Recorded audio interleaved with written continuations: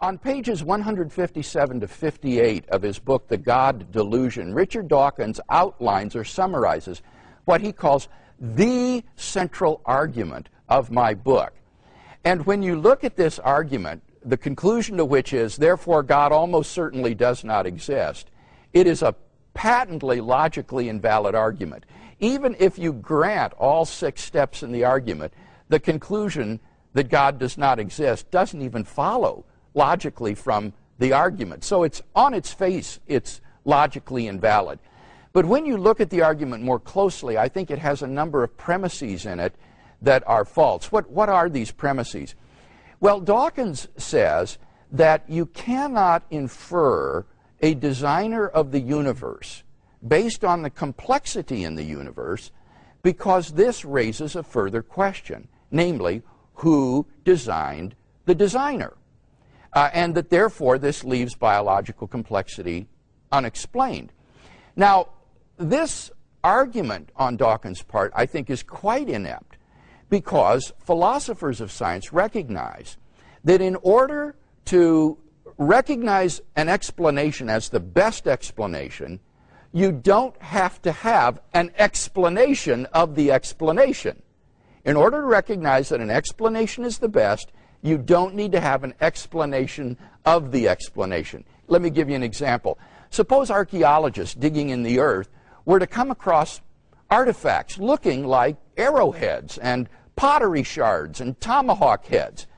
It would obviously be justifiable to infer that these artifacts were the products of some lost tribe of people, even if the archaeologists had no idea whatsoever who these people were or how they came to be there. Similarly, if astronauts were to discover a pile of machinery on the backside of the moon, they would be justified in inferring that these were the products of intelligent design, even if they had no idea whatsoever where this machinery came from or who put it there.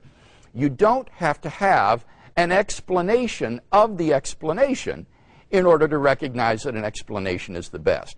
And similarly, in the case of biological complexity, in order to recognize that intelligent design is the best explanation of biological complexity, you don't need to be able to explain the designer. That can be left an open question for future inquiry. So the argument is inept right from the beginning. In fact, when you think about it, if in order to recognize an explanation as the best, you have to have an explanation of the explanation, that leads immediately to an infinite regress. You need to have an explanation of the explanation of the explanation, and so on to infinity. You would never have an explanation of anything, which would destroy science. So that Dawkins' principle, if adopted, would actually be completely destructive of science. That's how inept this argument is. So that argument doesn't work. Now, Dawkins goes on to defend the idea that a designer wouldn't be a good explanation because he says the hypothesis of a divine designer is more complex than the world that you're trying to explain. An explanation has to be simpler than the phenomenon you're trying to explain, and he thinks a divine designer is less simple than the world, the universe involving all this complexity. Well, that is completely mistaken. When you reflect on the idea that God is an immaterial entity, a spirit, he is a mind without a body, then God is a remarkably simple entity because he has no parts. There's no composition in God's being. An unembodied mind is an entity that is startlingly simple in its nature. So what Dawkins has obviously confused is a mind's ideas, which may be very complex, with a mind itself, which is a very simple entity. So insofar as you're interested in simplicity, the hypothesis of a divine designer is certainly an advance in simplicity, for what it's worth, over the unexplained, contingent complexity of the universe with all its diversity and variations.